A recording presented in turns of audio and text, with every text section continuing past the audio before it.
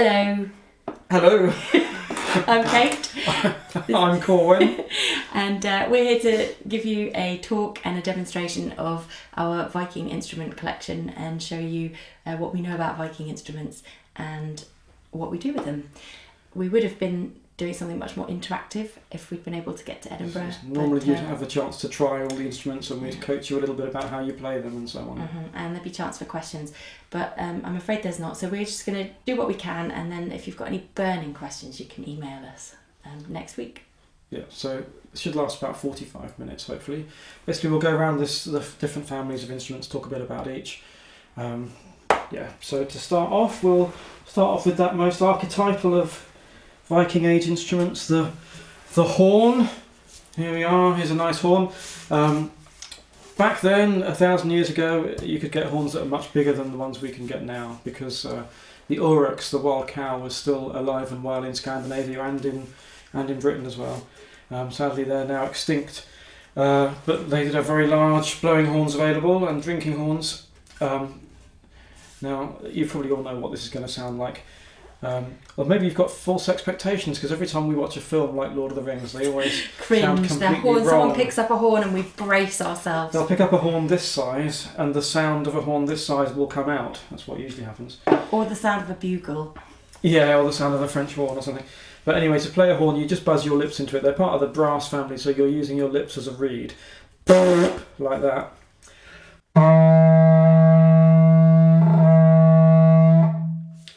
Now, it may surprise you to know that the oldest horn actually found in Scandinavia wasn't a simple cow horn like that. That was a type of horn that we call the priller horn or val horn, and that's a horn with finger holes. Priller horn means playing horn, and val horn means pasture horn, or like grasslands horn. It was actually found in a place called Vasterby. This is a picture of the actual original horn. Hopefully that's relatively in focus. As you can see, it's got 4 finger holes. Sort of interesting decoration at the open end. It's a very special instrument, the priller horn. You might associate these sorts of cow horns with warfare or signalling or hunting. Manliness. Manly things. Viking television series. Yeah, but this is actually a woman's instrument, and maybe Kate will tell you something about them. Yeah, so in the sort of farming communities, it was the girls that were responsible for taking animals up into the high pasture in the summer. And you might be 12 years old with some cows and some sheep and a very long way from your home and your friends. There would have been bears, there would have been wolves in the woods, and your cows needed calling to come and be milked and all that sort of thing.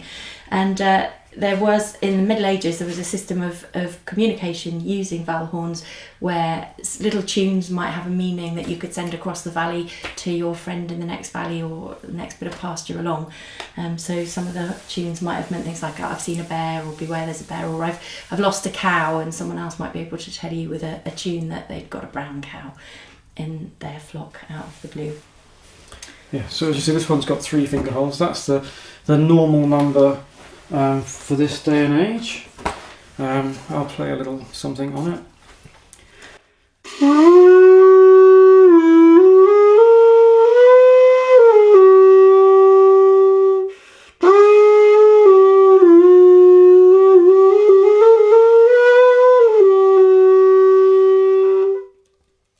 There you go.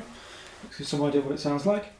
But it's not just cow horns that people had on those high pasture. They stayed there for the whole summer, didn't they, really? Making butter and cheese. Making butter and cheese, which they bring down in the autumn. They also had bark horns. It's a fantastically portable instrument, and you don't need to kill a cow to make it. It's vegan. And incredibly light. Very, very light, and it floats if you happen to drop it into the river, which could be handy.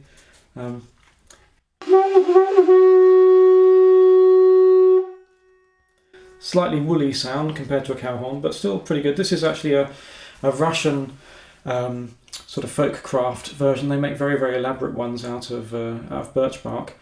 But there is actually a tradition of bark horns in a lot of European countries. Even in the UK, there's a tradition. If you go to the Pitt Rivers Museum in Oxford, you'll see lots of what were called wit horns.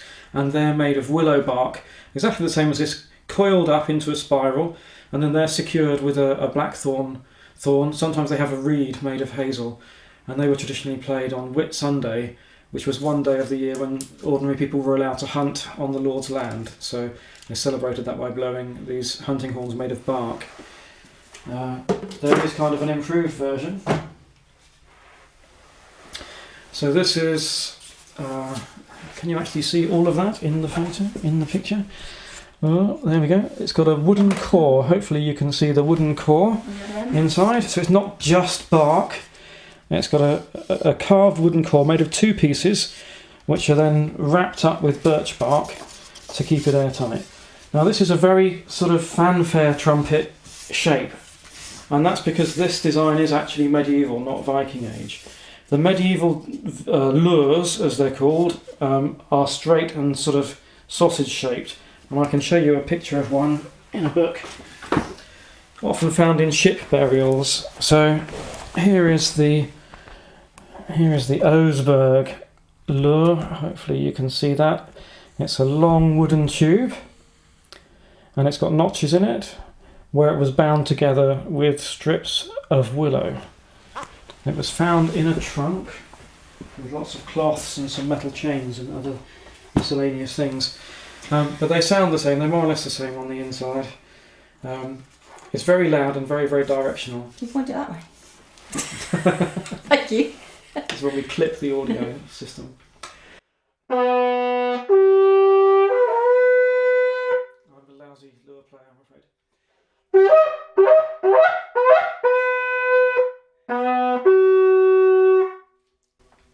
Yeah, but it's surprising that something made of wood and bark can sound so piercing and metallic, really.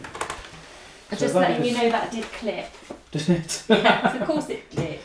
Oh well. I just pressed the little red bit. If it sounds a bit funny at your end, it's because we broke the microphone.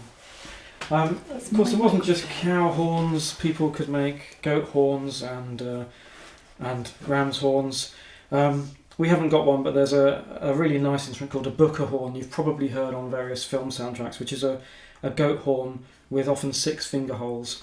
Just like the Prilla horn traditionally has 3, the booker horn traditionally has 6. There's even a kind of clarinet version which has a reed.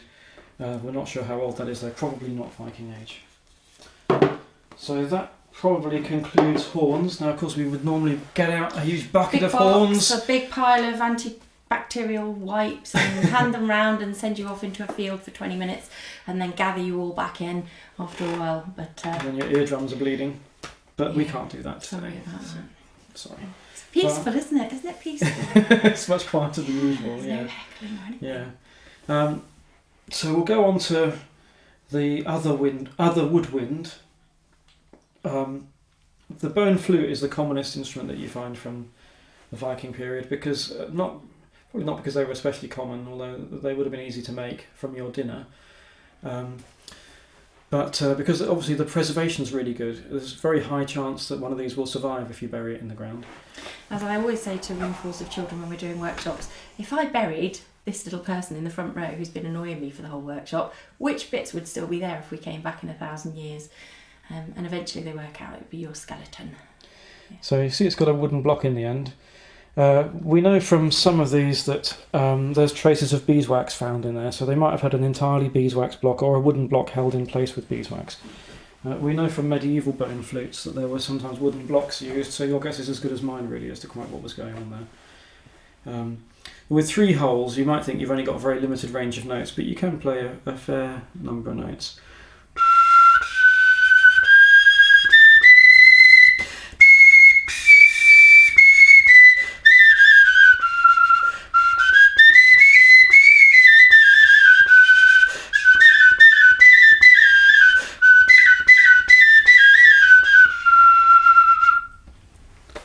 Bone flute.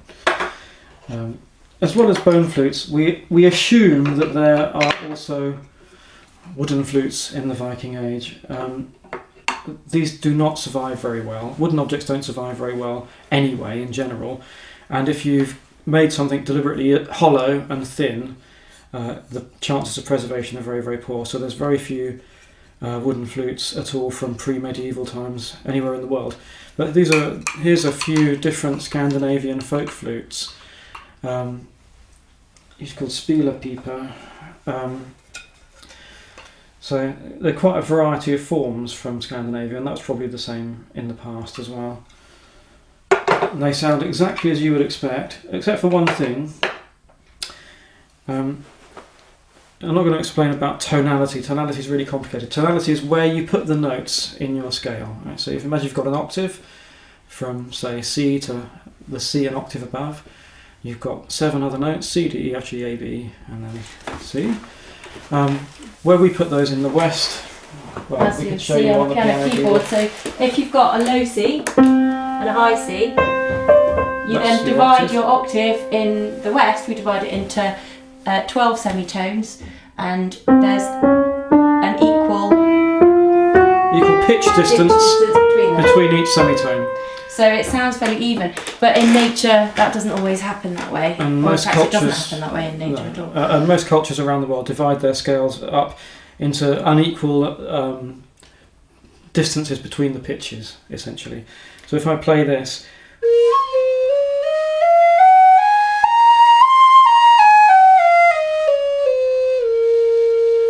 it might sound a little bit strange to your ears.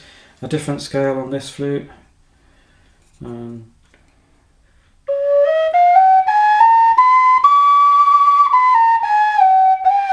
Oops.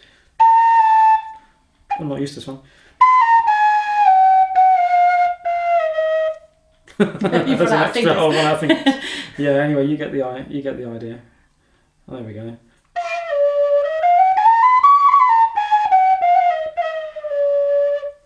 They're not where you expect them to be.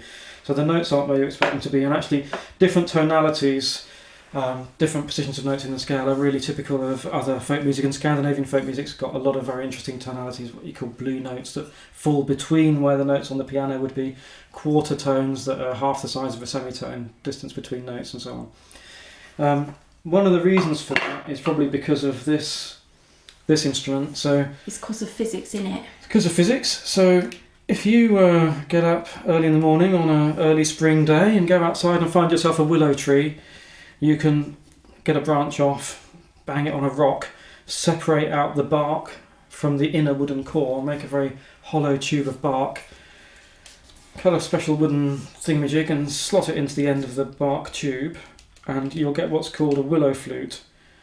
We don't have, there's no actual archaeological evidence way back to Viking times. There is a block like this from, is it Germany? From Germany, from Hamburg, yeah. So they have been around. But it's deeply rooted in Scandinavian folklore. You can hear where the tunes come from if you can't see where the instrument comes from. Yeah. Now the problem with the willow flute is it doesn't last very long. Once you've made one, it dries out and it disintegrates. So what people do is they make them from plastic, and this one is a plastic flute that's actually been wrapped in birch bark, not even willow bark, but that's how they come these days. But if I blow in it, you see it's got no finger holes.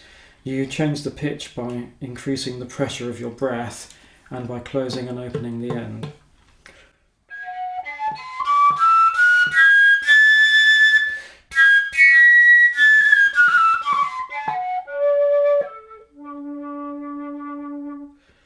And again, the notes are in a very odd set of positions. There's a raised fourth. The third is neither major nor minor. It's an indeterminate third. The sixth isn't major or minor, and the seventh is flattened. So. What's interesting is that that tonality is preserved, although the instrument only lasts for a short time. Corvid's got a whistle that is actually an all-year-round whistle from High Yadles Valley, which is tuned to the scale of the willow flute, so that when you play it, you're playing the same scale pattern as the natural tone scale from this one. And it's what they call the nature tone scale in Scandinavia, that series of notes.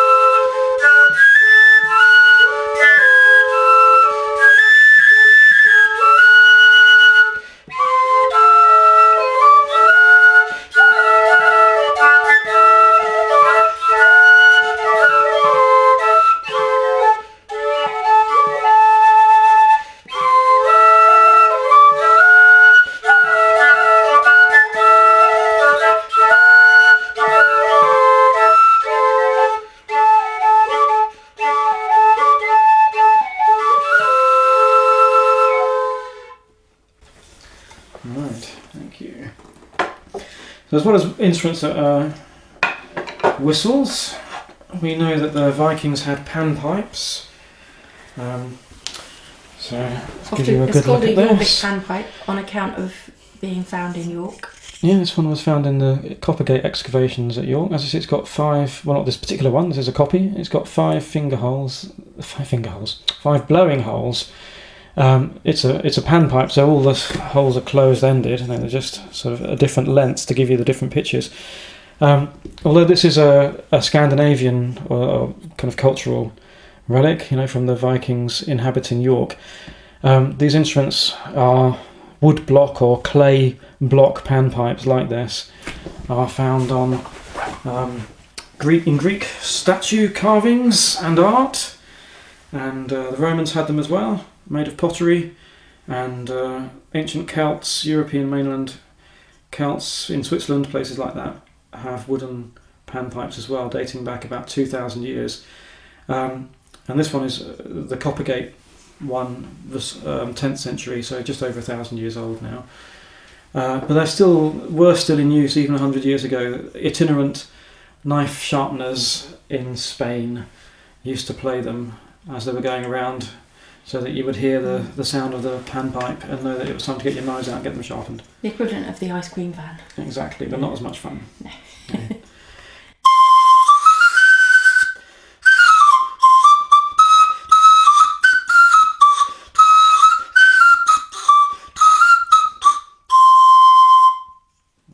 Does. It's kind of indestructible. You can't break it. The original's got a hole in it, so you can tie it on your belt or whatever. It's really the cowboy harmonica of the Dark Age.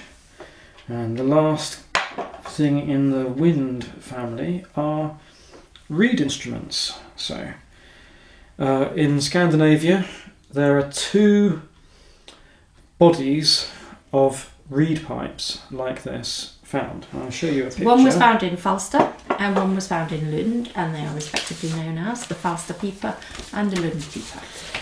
So here is a picture of that one. Which one is that? Can't remember. That's the Falster pipa, that's right. The Lund, not doing a very good job of focusing. Come on, camera, you're supposed to do this automatically.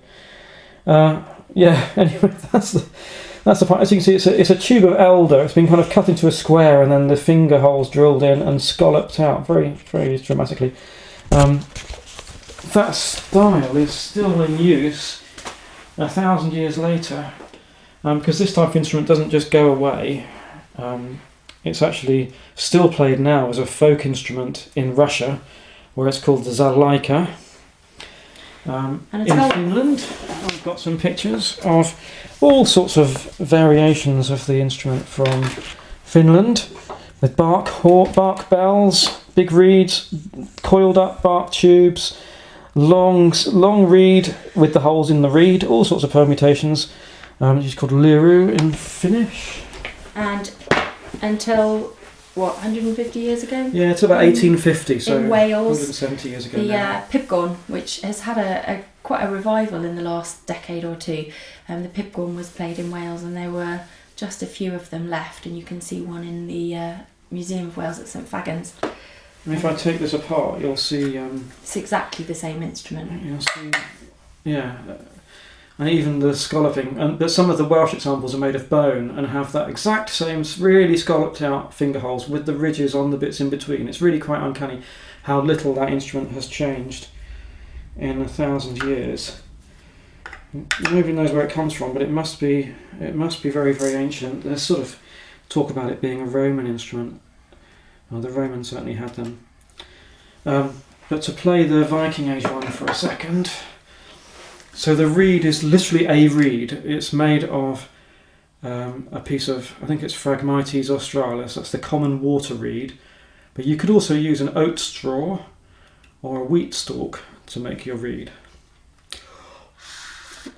And now, after checking it all works before we start filming. Oh, it really wants to speak. Come on, you can do it, little reed. It's shy. It's shy. It doesn't like being filmed. It's nearly there. that might be all we're going to get, to be honest. But there's a saying in Spanish that when the pipes are in tune, the festival's over, and it was never more true than this instrument. And it got to a couple of friends. It was Stein Villa and what's his friend's name? They tried to make an album of Swedish bagpipe music anyway together, and Swedish bagpipes have got the same sort of reed in them as this, only more because they've got a drone as well as the chanter. And it took them 3 days to get their bagpipes in tune with each other. Oh, I'm going to have to give up on it in a second. You did catch a little bit, didn't you? Oh, there you go.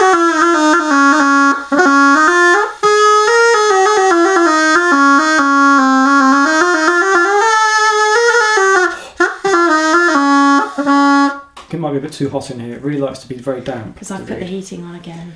Yeah, Kate's put the heating on. It's cold, sorry. Costing a fortune. But the Pibgorn is a much improved modern version with a different type of reed made of Spanish cane, Arundo donax, the name of the plant.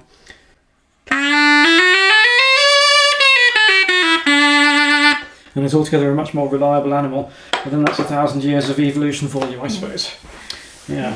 Corwin thought his Pibgorn was unreliable until he made a faster pip, and then he realised just how lucky he'd been. When you're trying to use a real piece of reed. This is the most ancient form of that basic instrument, really, the reed pipe, and these were probably played in ancient Scandinavia. Certainly, all around Europe, people used to make these. They still make them in the Baltic and Lithuania. Children's toys. If you were a shepherd boy 100 years ago or a couple of 100 years ago, this is the sort of thing that you'd make. And as you can see, that's the reed tongue there that I was fiddling with on the other one, and that's what makes the noise. But this, instead of having a wooden body, is just all one piece with its finger holes cut directly into the body of the reed.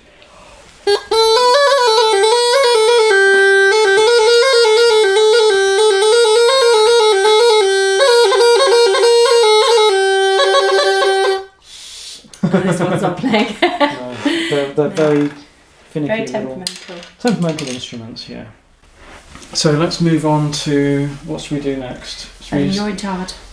Should we do the I'm just stringed things? Should we start with the lyres, do you think? Yeah, we could do, why not? So the sort of the king of the instruments in the string department, all through Saxon and Viking age Europe, was the lyre. Which one do you want to start with? Well, let's start off with the Trossingen lyre. The Trossingen lyre. So this is a replica of the Trossingen lyre. It's not got all the decorations on it, it's just the instrument functioning, none of the fancy stuff. But it was found in Trossingen, which is why it's called the Trossingen lyre. Which is in Germany. It's very imaginative, the naming of instruments. And it was actually the, which was it, Hohner mouth organ factory were expanding or doing something to their buildings, and they found underneath their building a very well preserved grave burial with a lyre completely intact, still with bridge and tuning pegs, and it's in the museum now in Berlin. You can see it, and it's absolutely beautifully decorated with warriors, a row of warriors down each side, all holding shields, sort of interlocking, and on the back had just exquisite kind of knotwork and decorations. Anyway, it's very light and very long, hollow. Very hollow. And looking at it, you think there's not really an awful lot of sound box. One of the interesting things of the length of the hand hole is that you can get right down here to the harmonics, if I can find them. I think it's a little bit higher than that. Which is presumably why they have this. They've sacrificed sound box to get those for notes. This huge handhole so that they can play those notes, and the handhole just allows you to reach the fifth harmonic, which is, if it was an inch shorter you wouldn't be able to reach it, so I'm sure that's why they are this shape. And the sound holes line up exactly with the centre of the midpoint of the string, unless you move the bridge. The sound holes on the arms. But this instrument tells you where the bridge should go because it's got sound holes in the body as well. You'll be used to seeing, if you're used to seeing lyres at all, you'll be used to seeing Sutton Hoo style lyres made without sound holes, but actually it's very rare for the soundboard of a lyre to survive, so we're lucky with the Trossingen. the soundboard survives, and it's got these holes, so it showed us where the bridge went, and of course it means maybe other sorts of lyres where we don't have preservation of the soundboard may have had holes in them as well. But the Trossingen is glued together, the body of it, to the soundboard, whereas the Sutton Hoo lyre is actually nailed, the soundboard is nailed on, and that tends to be a bit gappier. It leaves little space for air to get in and out of the instrument around the edge, where the nails don't hold it as flush as glue would.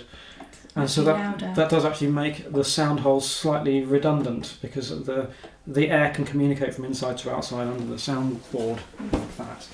No, so that this style of lyre kind of dates from about the 6th century.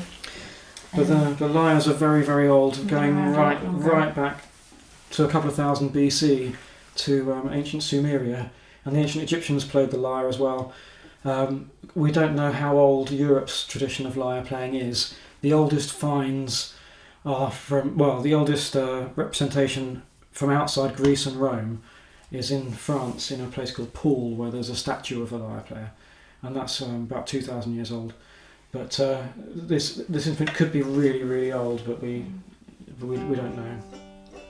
But certainly the Germanic peoples, the Anglo-Saxons, the Alemanni, and the Scandinavians all had a tradition of lyre playing, which we've got instruments to look at. But it was also played in all the Celtic nations as well, and there are representations of lyres on various Pictish stones, for instance. The strings usually gather quite tight together at the bottom, which might mean that they were played by strumming, because that's a feature that you need. When they're spread out, it's not possible really to strum. So if you see an instrument with very parallel strings that are a long way apart, it's more likely to have been plucked than strummed. And when you look at these old lyres, the strings are all gathered very close together. And also, when you look at pictures of people playing, I should have probably found one, but not to worry. There's lots of manuscript illustrations of people playing lyres. It's usually King David depicted in illustrated Bibles playing the lyre. And whatever period the Bible comes from, you'll get the instruments. Yeah, whatever the current instrument is, it'll show. But they usually show David either tuning or with the lyre here on his lap, his left hand like this, and his right hand in that position holding something. Sometimes you can actually make out what he's holding, like a little feather quill or something. Because I guess there's two techniques basically for playing the lyre. One is plucking and one is strumming. So I prefer plucking. I do strum sometimes. You want to demonstrate plucking on, or do you want to stick with that one? I'll stick with this one. Okay. And then I'll show you that one. Okay. I have to get all my fingers in the right place. I'm going to play along in a second with my bone flute.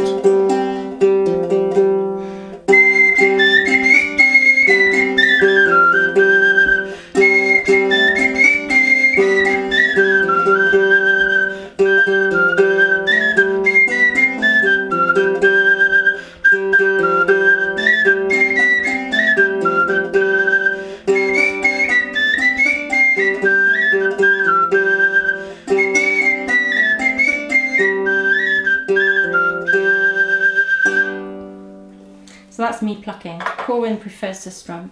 Because I'm primitive. I'm lacking in skill. No. So it's called block and strum.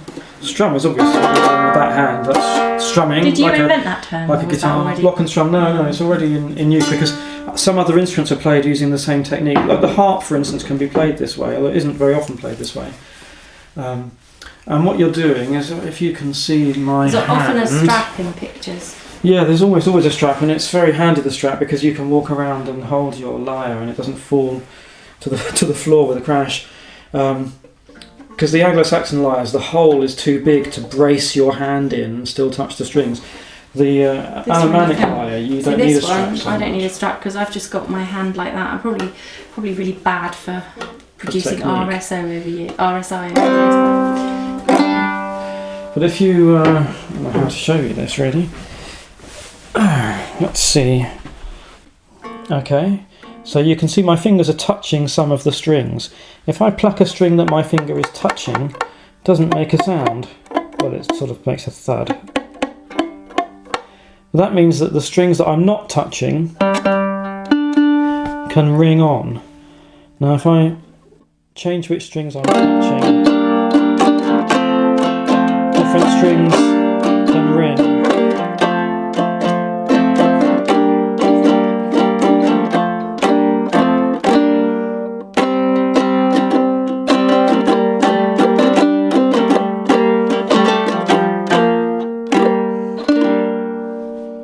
So hopefully that makes sense. So it's called block and strum because you're blocking the strings you don't want to hear and letting the others ring, and strumming with that hand. And it's a very good technique if you imagine you are a skald or a bard or a shop or whatever in some Dark Age hall. You can see this is a practical instrument. It's loud enough that you could be heard over you could be heard in a busy mead hall, but it's also capable of a lot of sensitivity, the lyre, and gentle playing as well. There are traditions of passing the lyre around at the end of a feast, and everyone has to do a turn on it. Yes, which must have been terrifying if you weren't any good. So it does show that the lyre is relatively easy to play, and it has to be in a way if everybody's going to be able to play it. Now, over time, this is really not going to show up very well, is it, here? Okay, so over time, the shape of the instruments change. You get these very straight-sided lyres to begin with. That's our Trossingen or Oberflach lyre, Anglo-Saxon lyre, very straight-sided. And then they gradually get a kink in the middle. They get wasted. You can see they become more figure of eight shape, like that. Very figure of eight. By the 11th century, this is the Limoges manuscript, I think, or Kloster-Neuburg. Very, very figure of eight shape. You start getting carvings of lyres on church porticos in Scandinavia, and they're this very figure eight shape. Unfortunately, by that time, the actual instruments have more or less run out. So and the next actual instrument that you is get much is this newer. one. And you'll see this. Oh, that was a disaster. Yeah, it was, wasn't it? Disaster. Nearly had them all off the table there. So this instrument, this is not a Viking contemporary instrument, whatever anybody else tells you. Despite the fact you will see it. You will see it everywhere. You'll see it being played in Viking halls in supposedly authentic events. But the reason that it's taken off is called the Kravik lyre, and was found, guess where? Kravik. In Kravik, in a farmstead called Kravik. And it wasn't dug up, it had just been hanging on the wall for a few hundred years. And its date is quite a lot later than the Viking era. It's late medieval. It used to be thought it was 13th century, but it's now thought to be at least 16th century. It's been carbon dated, so it's only 400 or 500 years old, which is still very old for a wooden instrument, but not that old. And I thought I'd looked out a picture of it. Okay. Well, the reason that it's interesting though is because it does still conform to these lyre shapes. It's got a slight waist. It's got a kind of bowl back rather than a flat back. It's got this interesting arrangement with the strings. But we're not sure. About that. So a lot of people have reconstructed them in different ways, but this is the sort of way that's caught on. So this is a photograph. It is kind of a photocopied photograph, I guess, of the instrument as it was found. And as you see, it's missing a chunk down this side, and it has no soundboard. It's got no pegs, but it has peg holes. Unfortunately, it was patched, so not entirely sure how many holes or how many pegs, how many strings it had originally. So when you see reconstructions of this like that, everything that isn't in this picture is the result of somebody's imagination or guesses. But it's a marvellous thing because it represents the last phase of the plucked lyre in Europe, an instrument that has a history going back to ancient Greece and Rome. This instrument, the Kravik lyre, was the last of its tribe. Yeah, the last of the line. But the other thing that I find fascinating about it is, if you know anything about bowed lyres, which you will by the end of this talk, in Wales there is a type of bowed lyre called a crwth that I'm sure Corwin will mention later, and this is the shape of a crwth, but the crwth has had lots of other modifications made to it, including a fingerboard so that you can press down for the strings, and a bridge that goes through to the back, and all kinds of things that are slightly different, but it's fundamentally the same shape. So the crwth has a strap around here, and this is a kind of interpretation, and I play mine like this just because it allows you to. So we had a slight technical difficulty where the camera stopped recording, hence the discontinuity. And if you're noticing that it's much darker, it's because we stopped and had a cup of tea. So where had I got to? Yes, so I like to wear it. Why you wear the strap? Wear it on the strap because then I can look no hands. Look no hands.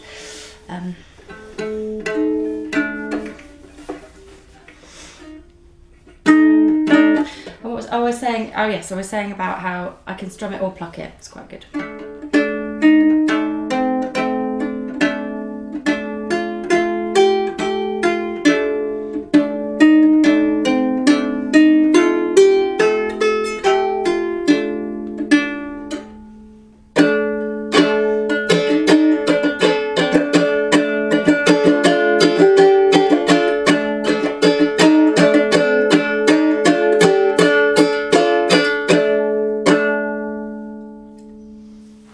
So that sort of deals with lyres, or almost does. Over to the east, away from Scandinavia, in Viking times, there was a lot of Norse people living in what's now Ukraine and Central Europe, often living alongside people of Finnish or Estonian, what we call Finnic extraction, and Slavs. Had a sort of complex civilization there made up of those three groups. In Novgorod and Gdansk we find these instruments from that mixed culture. This is called a guzli. This particular one is often called the Slovisha guzli because the original find had the word Slovisha written on the side of it, which used to be thought to mean nightingale, but we now think it may be just somebody's name. I'd like to just point out the top as well. We made a complete replica of this particular instrument with its curly top on. Well, what we assumed the top was like, because the original is missing its top. And ours has broken in exactly the same place as the original. So whatever was on there just didn't work. But Novgorod's an interesting place. Novgorod's a trading post, and it was active for hundreds of years. With Vikings and lots of other people trading together. But it's built on a bog, so the layers of the town sink down into the bog and get kind of layered up over the centuries. So there's a kind of strata, and you can date things really precisely, and there are lots of instruments trapped within the layers of Novgorod, and that's one of them. So this is considered to be a lyre because it has a handhole. And you put your hands through which you can block and strum. But you can also play it like that. So you can play it. People nowadays, this same instrument, it exists in Russia, and people play it on their lap like this, and they use their fingers on the top like that, but you can equally do it like this.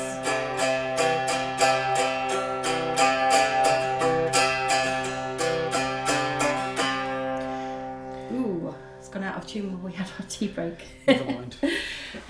But so, yeah, there's a conundrum because... Yeah, so we also have this instrument. This is from the Baltic From the area. Baltic region. So this is called a kantele. You can see they're obviously related to each other. Nobody knows quite how old the kantele is. It's the national instrument of Finland and Estonia, and also you find it in Latvia and Lithuania as well. It's got a lot of magical associations. Across into Russia, it gets bigger and has a wing, big flap of wood out bit back here, and so on. But what people don't know is this one of these, which grew a handhole after people saw the lyre, or is this one of these whose hole closed up over the years, leaving it with no handhole? Or are they randomly completely separate and have nothing to do with each other? I think you can see the rod tailpiece and the sort of the cutaway of the, you see the cutaway there, and the bird's head and everything. They're obviously related to each other. I'll just show this picture of some various guzlis. Because they're in use for a long time, and hundreds of years in Novgorod, there's lots of them. There is the Slovisha guzli. That's the one that we the find that we based that one on. You can see the little word Slovisha. But the handhole gradually gets smaller over the centuries, and you end up with instruments with no handhole. the cantelet itself, that instrument there, certainly by about 1300, we're getting bits of art showing people playing them on the lap like that, no longer using the handhold. So this is an instrument of the Finnish forests. And traditionally it's played on your lap, or you can put it on a table. I don't know if there's room there, make it a lot louder. and that will amplify it, but it's still very quiet.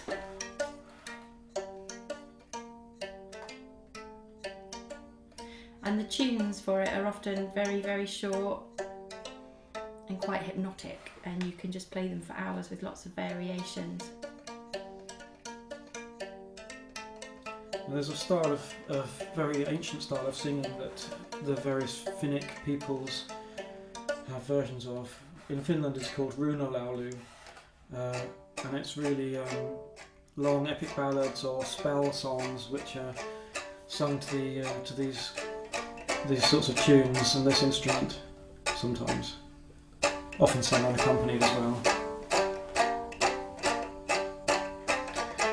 And you can see this one is strung with horsehair. The god Wainamoinen makes the first one from a pike's jawbone, and a virgin's hair, I believe. Is it a maiden? I can't remember. I know the second one is made from the tail hair of the devil's stallion, Hisi, the sort of forest god. So that's the cantelet. Very interesting instrument. I think the people are very fixated on the Norse in Scandinavia, but actually the Finnish peoples, really fascinating culture. Interesting. So there's also the rebec. So probably not really a very common Viking Age instrument, but there is a dry cough. There is one. It's too much chocolate.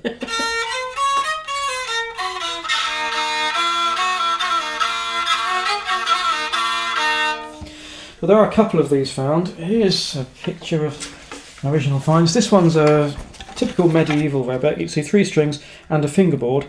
The really old ones don't have a fingerboard. That you just touch the strings in the air and stop them, and that works fine. That's still how this instrument is played in places like Crete. But that leads us on. It's a bit of a rarity, but it does lead us on to the bowed instruments. So you'll doubtless have heard Maud Runa or seen the Vikings TV show and so on. Grinding away on this type of bowed lyre. You see it's a lyre, it's got a hole. It's got a handhold. Through which I can touch the strings. Please don't smash my glasses. You can't just bow a lyre though, you need to make modifications to the strings and the number of strings and the bridge layout. But once you've done that, it lends itself very well. It doesn't work particularly well with gut strings, does it? And you can do it with gut strings. Horsehair's the best.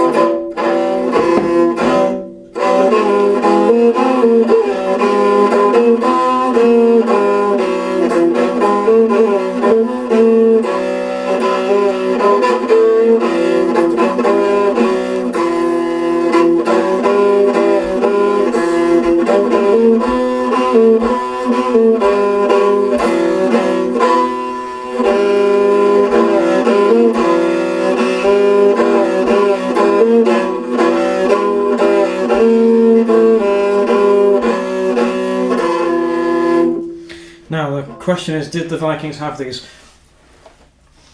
Can't say probably definitely not, but no, can't say definitely not. The lyre, like Kate was holding up a minute ago, the typical Anglo-Saxon lyre, by about the year 950 or so, people are playing them with bows. You can see there's a line drawing of a manuscript illustration there. Yeah, it's good old King David again, playing today's fashionable instrument. You can see it's a wasted shaped lyre with it, and there's his bow he's holding in his hand.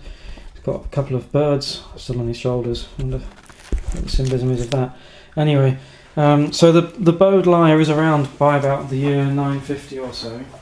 And in Scandinavia, by maybe 1350, we know it's definitely in use in Scandinavia because we've got this lovely chap, a statue found up above the high altar in Trondheim Cathedral, or Nidaros Cathedral as it's properly named. There he is grinding away on his bowed lyre. But what's going on in between, we don't know, so we don't know exactly when the bowed lyre gets to Scandinavia. It is mentioned in the sagas. The Gia, G-I-G-A, the instrument mentioned in the sagas is probably a bowed lyre, but the sagas are written well after the Viking Age is really over. So it's a bit of a mystery, but sadly that's become kind of the cool instrument, yeah, that people are going to associate with Viking music because it's on the Vikings TV soundtrack and so on. Whereas really, the plucked lyre would have been the archetypal stringed instrument of the Vikings. It does linger on though. The bowed lyre kind of holds on everywhere in the sort of fringes of Europe for the longest as the fiddle comes through. And the last places that it's left are Finland, which Corwin's just shown you a Finnic one. And the Swedish-speaking islands of Estonia. Islands, yeah. And there's descriptions, although no instruments, of a Shetland instrument called a goo, which is certainly related. Gia, which is described in writing as being played between the knees with a bow and horsehair strings, 2 horsehair strings. So about 15 years ago, Corwin made a prototype just to see what would happen. This is the very one, made good old plywood, nailed on, rough and ready. So you'll find all sorts of people selling and playing Shetland goos now, and they tend to copy. They all look like this. Because this was the first one that I made, but I was guessing what it might look like, just making an instrument that I could try playing some Shetlandic music on. And there'll be the whole Viking connection there, but in actual fact, the description's from 1750 or so? 1750. So, yeah, it's not Viking. It could be the same sort of heritage as the other bowed lyres. I think the fact that the bowed lyre without a fingerboard survived in Scandinavia the longest gives it that Scandinavian association, but it might be misleading. As we saw from that manuscript illustration, the lyre was being played with a bow all across Europe, but the rebec and the fiddle pushed them out until it's only clinging on in strange and remote places like Wales. So in Wales, the crwth lingers on, eventually gets pushed out by the fiddle, probably for good reason. When you hear a crwth being played, which you can on our album. But yes, the crwth looks very, very similar to the Kravik lyre, but it's got a fingerboard and drone strings to one side of the fingerboard, and the bridge goes through the sound hole, and so you get this kind of buzzing effect. But it is a bowed lyre, and it looks very, very similar to the Kravik lyre. So there's a whole tradition, and it's not entirely clear where things have moved to and when they got to which place, and whether they were recent or always there. But there's definitely a kind of family in Europe. So the last stringed instrument from the Viking Age is the harp. Probably it's a harp, not a lyre. The stringed instruments would have all been called hirpa, a hirpa in Old English, it's Old English and in Old Norse as well. But our technical definition is a harp has the strings coming out of the soundboard, and a lyre has the strings running parallel with the soundboard, and that is the technical difference. There's a 10th century carving, always referred to as a Pictish carving, of a straight-topped harp. You can see it's not curly like the modern harps. From Scotland, from the 10th century. This is based on that one. The origins of the triangular harp are very mysterious. It may well have originated in Celtic countries. We just don't know where it came from. There are triangular instruments from ancient Greece, but they may not be connected to the triangular harp. All over the world you find harps which are lacking the 4-pillar though. They just have the body and the top, which is under tension. Sometimes you play them that way around, depending on where you are in the world. That instrument is incredibly ancient, going right back to ancient Sumeria 4,500 years ago. But this form, where you've got a 4-pillar, is perhaps this way, a little bit over 1,000 years old. Shall we sing a song? Yeah. So this is the Magnus hymn, which is a medieval Orcadian piece of music, telling this life story of Saint Magnus. It's got a Scandinavian Norse connection, but obviously it's hundreds of years after the Viking Age. Nobilis humilis magne martyrs stabilis habilis utilis omnes venerabilis et tutor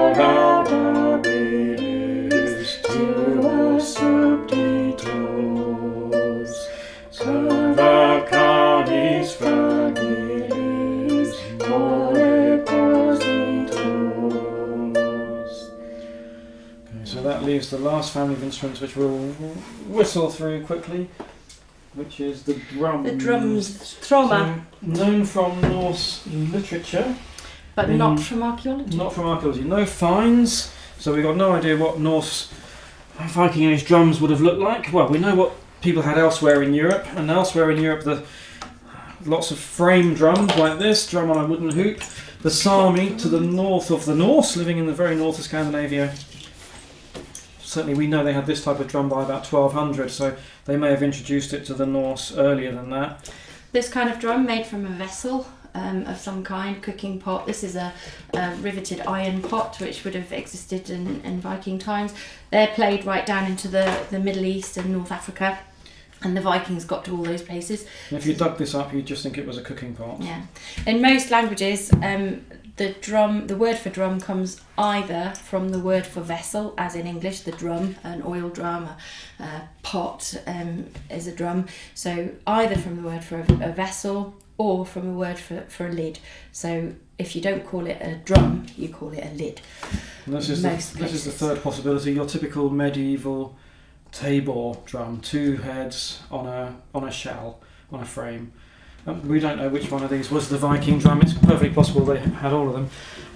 Don't forget to play them. Oh, I suppose we should play one, shouldn't we? Quick little lesson. So in the Lokasena, there's a flighting, sort of ritual exchange of insults between Odin and Loki.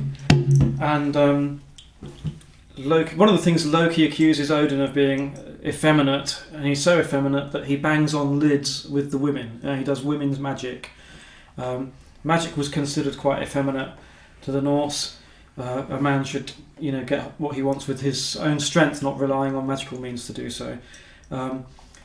Norse magical traditions may well have come from the Sami and from the Finns, or certainly some of them, which is a whole other lecture about the importation of perhaps how Sami shamanism becomes Seither and how Finnish spoken or sung magic becomes Galder. And that's a whole other lecture we can do for you next year. Yeah, if you want us back, if you've sat through this far with this one, you might possibly want to hear that. Yeah. So, but like I say, we don't know what the medieval Scandinavian drums look like. And with that, I think we're done. And that's it. Yes, I think it's definitely time to finish. If you survived this far, reward yourself one of your favourite chocolate bars. Or go and get a drink. Yeah, I think that might be our option. Having had the chocolate already tonight. I'm heading for the booze over there.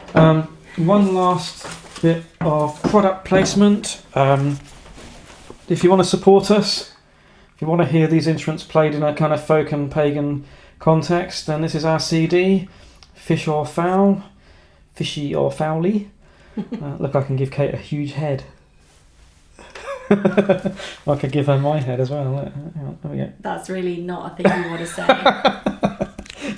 Yeah, so if you feel like helping us out and you want to listen to some really, really, really amazing music, it's the best. Yeah. This is the CD. Thank you for listening. Yeah, thank you. Enjoy the rest of the conference. Bye. Bye-bye.